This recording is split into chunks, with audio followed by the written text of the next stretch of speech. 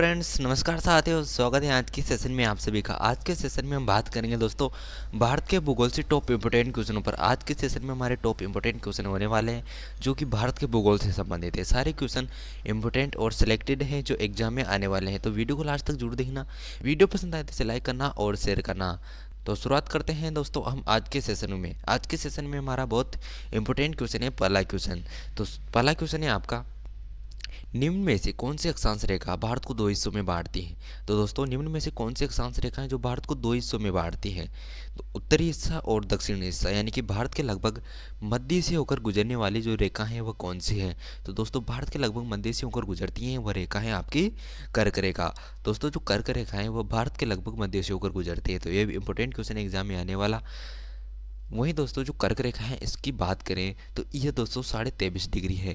जो 23.5 डिग्री कर्क रेखा जो भारत के लगभग मध्य से होकर गुजरती है, 8 राज्यों से होकर गुजरती है। तो याद रखना ये भी इंपॉर्टेंट है कि कर्क रेखा कितने राज्यों से होकर गुजरती है, 8 राज्यों से होकर यह कर्क रेखा गुजरती हैं। वहीं भूमध्य रेखा की बात करें कि भूमध्य रेखा कहाँ से गुजरती है, तो भारत का जो दक्षिणतम हिस्सा है उससे गुजरती है। यानी कि भारत में तो इस भारत से तो होकर ये नहीं गुजरती, लेकिन जो भारत का जो दक्षिणी हिस्सा है वहाँ से होकर गुजरती है। कर्क रेखा जो भूमध्य रेखा है उसके दक्षिण से होकर गुजरती है। वहीं बात करें दोस्तों इसके इंपॉर्टेंट पॉइंट की, जो कर्क रेखा है उसके इंपॉर्टेंट पॉइंट कौन कौन से हैं।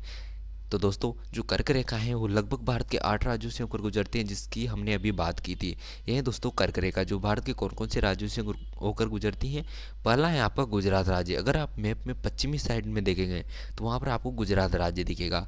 तो गुजरात राज्य से यह गुजरती है, यानी कि इसका जो पश्चिमी जो राज्य है वह गुजरात राज्य है। तो ये याद रखना, पश्चिमी जो गुजरात राज्य में प्रवेश करती है उसके बाद ये राजस्थान, मध्य प्रदेश, छत्तीसगढ़, झारखंड, पश्चिम बंगाल और त्रिपुरा फिर मिजोरम, यानी कि 8 राज्यों से होकर ये गुजरती हैं। कौन कौन से हैं, गुजरात, राजस्थान, मध्य प्रदेश, छत्तीसगढ़, झारखंड, पश्चिम बंगाल, त्रिपुरा और मिजोरम, यानी कि ये 8 राज्य हैं जिनसे होकर कर्क रेखा गुजरती हैं। वहीं दोस्तों एग्जाम में अगर ये क्वेश्चन पूछे आपसे कि कर्क रेखा पर स्थित भारत का पूर्वोत्तम राज्य कौन सा है, तो याद रखना यहाँ पर इंपॉर्टेंट क्वेश्चन यह बनता है कि जो पूर्वोत्तम राज्य है वो कौन सा है, तो वह आएगा आपका मिजोरम। यानी कि जो मिजोरम है दोस्तों वो पूर्वोत्तम राज्य कर्क रेखा पर स्थित है, यानी कि सबसे लास्ट में स्थित है या पूर्वी दिशा में।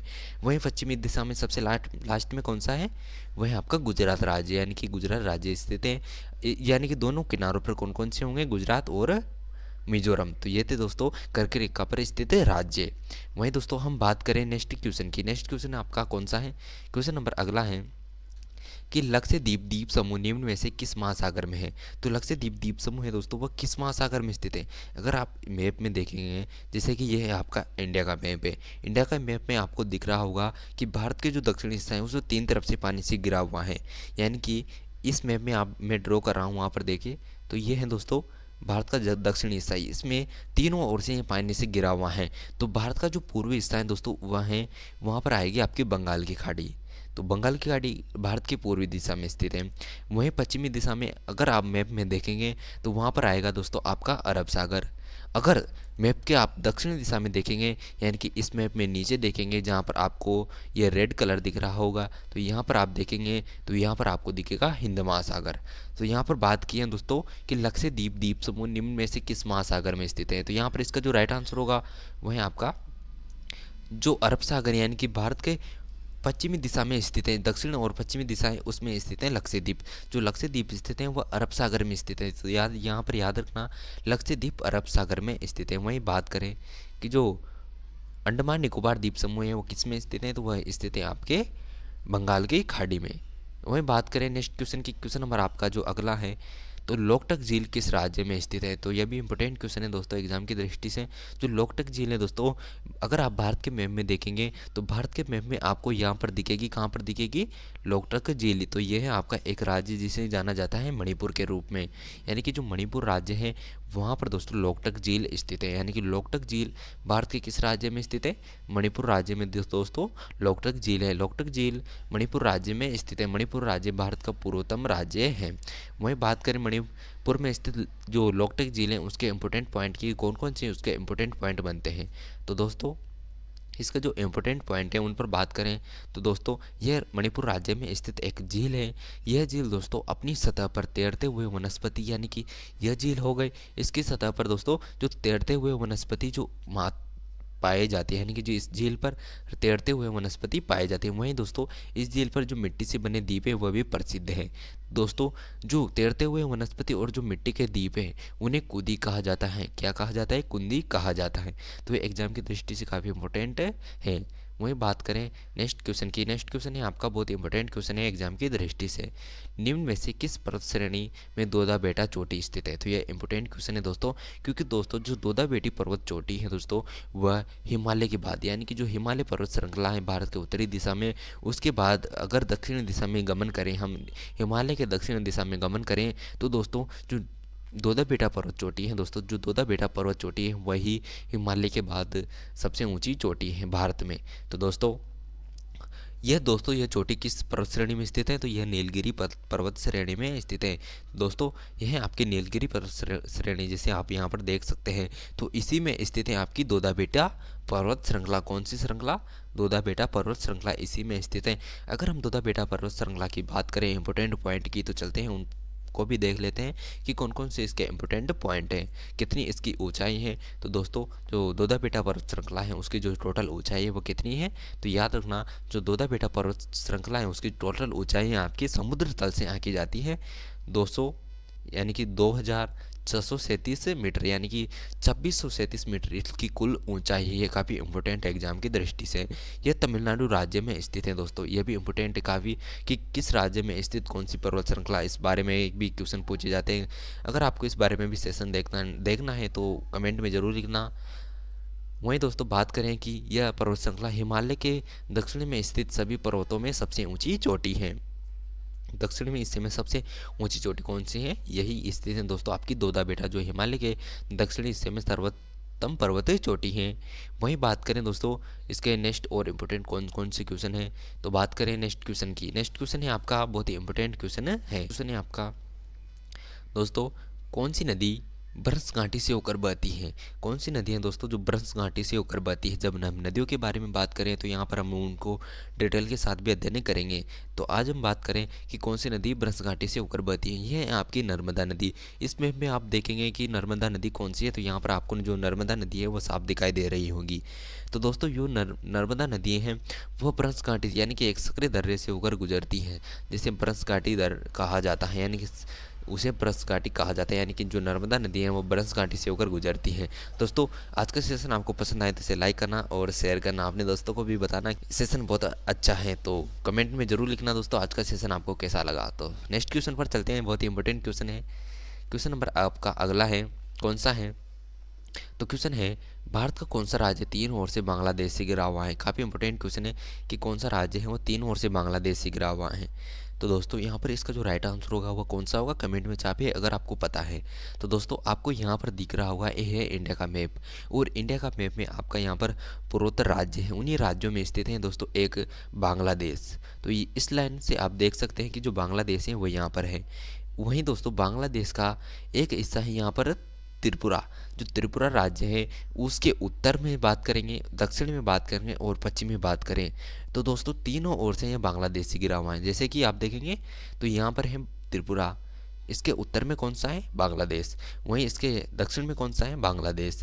वहीं इसके पश्चिमी दिशा में कौन सा है? बांग्लादेश। यानी कि तीन ओर से बांग्लादेश से घिरा हुआ राज्य त्रिपुरा है। तो इसका जो राइट आंसर बनेगा वह है आपका त्रिपुरा राज्य। नेक्स्ट क्वेश्चन पर बात करें दोस्तों, नेक्स्ट क्वेश्चन है आपका काफ़ी इंपॉर्टेंट क्वेश्चन है कि भारत में चंदन लकड़ी के लिए प्रसिद्ध राज्य कौन सा है? दोस्तों यह है चंदन लकड़ी। तो दोस्तों भारत में जो चंदन की लकड़ी के लिए जो प्रसिद्ध राज्य है, यानी कि जिसमें अधिक मात्रा में चंदन उत्पादन होता है, तो वह राज्य कौन सा है? तो यहाँ पर काफ़ी इंपॉर्टेंट है दोस्तों ये भी कि जो केरल राज्य है दोस्तों वहाँ पर चंदन अधिक मात्रा में, अधिक संख्या में वहाँ पर जो उत्पादित होता है। तो चंदन की लकड़ी के लिए जो प्रसिद्ध राज्य है वो कौन सा होगा आपका? केरल राज्य। काफ़ी इंपॉर्टेंट एग्जाम की दृष्टि से। वही बात करें नेक्स्ट क्वेश्चन की। नेक्स्ट क्वेश्चन है आपका बहुत ही इंपॉर्टेंट है। राष्ट्रीय वन अनुसंधान संस्थान कहाँ पर स्थित है? जो राष्ट्रीय वन अनुसंधान संस्थान है तो कहाँ पर स्थित है दोस्तों? ये आपका देहरादून में। ऑप्शन नंबर डी इसका राइट आंसर होगा। जो डी ऑप्शन है वह स्थित है दोस्तों आपके देहरादून में स्थित है आपका राष्ट्रीय वन अनुसंधान संस्थान। काफ़ी इंपॉर्टेंट है एग्जाम की दृष्टि से। वहीं बात करें नेक्स्ट क्वेश्चन की। नेक्स्ट क्वेश्चन की बात करें तो दोस्तों नेक्स्ट क्वेश्चन है आपका बहुत ही इंपॉर्टेंट है। भारत में सबसे अधिक कौन सी मिट्टी पाई जाती है? तो ये काफ़ी इंपॉर्टेंट क्वेश्चन है कि भारत में सबसे अधिक कौन सी मिट्टी पाई जाती है। तो इसका जो राइट आंसर होगा वह है आपकी जलोढ़ मिट्टी। जलोढ़ मिट्टी दोस्तों भारत में सबसे अधिक मात्रा में पाई जाती है, अधिक क्षेत्र में इसका विस्तार है। जलोढ़ मिट्टी क्या होती है? दोस्तों इस पर बात करें कि जो जलोढ़ मिट्टी है दोस्तों वह नदियों द्वारा लाई जाती है, यानी कि जो नदियाँ होती हैं वह जब उनका बहाव क्षेत्र अधिक होता है, यानी कि उनमें बाढ़ आती है, तो इस कारण से जब नदियाँ हैं वो अपने साथ जलोढ़ जो मिट्टी है उसको ढोकर लाती है, यानी कि जल के साथ लाई गई जो मिट्टी होती है उन्हें जलोढ़ मिट्टी कहा जाता है। तो जलोढ़ मिट्टी है उसे अधिक क्षेत्र में विस्तारित कर देती है, अधिक क्षेत्र में निक्षेपण कर देती है, तो उसे जलोढ़ मिट्टी कहा जाता है। क्योंकि भारत में तो नदियाँ वैसे भी बहुत सारी हैं। तो दोस्तों जो नदियाँ हैं इसमें में आप देख सकते हैं कि भारत के अलग अलग प्रकार की मिट्टियाँ, तो भारत की जो नदियाँ हैं वह मिट्टी को बहाकर लाकर जो मैदान है उनमें निक्षेपण कर देती है, तो उन्हें जलोढ़ मिट्टी कहा जाता है, जो कि भारत में सबसे अधिक मात्रा में पाई जाती हैं। तो इसका जो राइट आंसर है वह आपका ऑप्शन नंबर सी जलोढ़ मिट्टी इसका राइट आंसर होगा। वहीं बात करें नेक्स्ट क्वेश्चन की। नेक्स्ट क्वेश्चन आपका बहुत इंपॉर्टेंट क्वेश्चन है जो आप डेली यूज करते हैं। तो नेक्स्ट क्वेश्चन है दोस्तों आपका कि मसालों का बगीचा उपनाम से प्रसिद्ध राज्य है। मसालों के बगीचा उपनाम से जो प्रसिद्ध राज्य है वो कौन सा है? तो इसका जो राइट आंसर है वह है आपका केरल। जो केरल राज्य है वो मसालों के बगीचे के रूप में जाना जाता है। इस प्रकार के मसाले हैं दोस्तों जो केरल राज्य में उत्पादित होते हैं। वहीं दोस्तों एक इंपॉर्टेंट क्वेश्चन है कि उस पर भी बात करेंगे, तो बात करते हैं उसी पर। पहले उस पर बात कर लेते हैं फिर बात करेंगे नेक्स्ट पर। दोस्तों भारत का एक ऐसा राज्य है केरल राज्य, उसका एक शहर है, यानी कि उसका एक शहर है। कौन सा शहर है उसका नाम अगर आप जानते हैं तो कमेंट में छापिए। उसका एक नाम का शहर है दोस्तों कोझिकोड, यानी कि कोझिकोड जो शहर है वहाँ पर दोस्तों मसालों का शहर कहा जाता है, यानी कि जो कोझिकोड नाम का शहर है ये केरल राज्य है। इसी केरल राज्य में स्थित है आपका कोझिकोड। कोझिकोड है दोस्तों, वहाँ पर मसालों का उत्पादन होता है, इसीलिए उस शहर को मसालों के शहर के रूप में जाना जाता है। काफ़ी इंपॉर्टेंट है। वहीं बात करें नेक्स्ट क्वेश्चन की किससे संबंधित है। क्वेश्चन है दोस्तों आपका नीली क्रांति किससे संबंधित है। काफ़ी इंपॉर्टेंट क्वेश्चन है। तो नीले से संबंधित आप जानते होंगे दोस्तों नीला क्या होता है। नीला होता है दोस्तों पानी, यानी कि इसमें आप देख सकते हैं जो नीला है वो पानी है। तो पानी में क्या होती है? मछलियाँ होती हैं। तो मछलियों के उत्पादन से संबंधित है आपकी नीली क्रांति। किससे संबंधित है? काफ़ी इंपॉर्टेंट है। नीली क्रांति मछलियों के उत्पादन से संबंधित है। तो एग्जाम में आया हुआ क्वेश्चन है, इस पर भी बात करते हैं दोस्तों काफ़ी इंपॉर्टेंट पॉइंट पर। तो दोस्तों जो इंपॉर्टेंट पॉइंट है वो कौन कौन से हैं? तो नीली क्रांति जिसे नीली क्रांति मिशन के रूप में भी जाना जाता है, इसकी शुरुआत दोस्तों कब हुई थी? इसकी शुरुआत हुई थी आपकी 7वीं जो पंचवर्षीय योजना शुरू हुई थी उसमें। दोस्तों 7वीं जो पंचवर्षीय योजना है वो कब शुरू हुई थी? 1985 से 1990 तक यह पंचवर्षीय योजनाएं चली थी। इन्हीं पंचवर्षीय योजनाओं में दोस्तों आपकी नीली क्रांति शुरुआत हुई थी।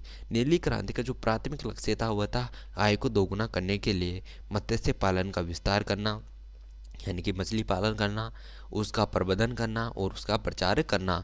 यह था दोस्तों नीली क्रांति का जो महत्वपूर्ण उद्देश्य था। बाकी के अन्य उद्देश्य भी थे, ये थे उनके महत्वपूर्ण उद्देश्य। बात करते हैं दोस्तों नेक्स्ट क्वेश्चन की। नेक्स्ट क्वेश्चन है आपका नागार्जुन सागर बांध, यानी कि नागार्जुन सागर बांध है वह किस राज्य में स्थित है। तो यह भी इंपॉर्टेंट क्वेश्चन है आपका एग्जाम की दृष्टि से। लेकिन दोस्तों यहाँ पर मैं आपको ये नदी नहीं बताऊंगा, नदी आपको कमेंट में जरूर बतानी है। तो दोस्तों नागार्जुन सागर बांध है वो कौन सी नदी पर स्थित है, इसका आंसर आप कमेंट में छापना। तो नागार्जुन सागर बांध दोस्तों आंध्र प्रदेश राज्य में स्थित है। तो दोस्तों इसमें आप आंध्र प्रदेश देख सकते हैं, तो इसी जो आंध्र प्रदेश है उसी में स्थित है आपका नागार्जुन सागर बांध। तो दोस्तों कहाँ पर स्थित है? आंध्र प्रदेश राज्य में। दोस्तों इस पार्ट में बस इतना ही। नेक्स्ट पार्ट दोस्तों आपको नेक्स्ट वीडियो में मिलेगा, तो उसे भी जरूर देखना। वीडियो अच्छी लगी तो इसे लाइक करना और शेयर करना। तब तक के लिए जय हिंद जय भारत।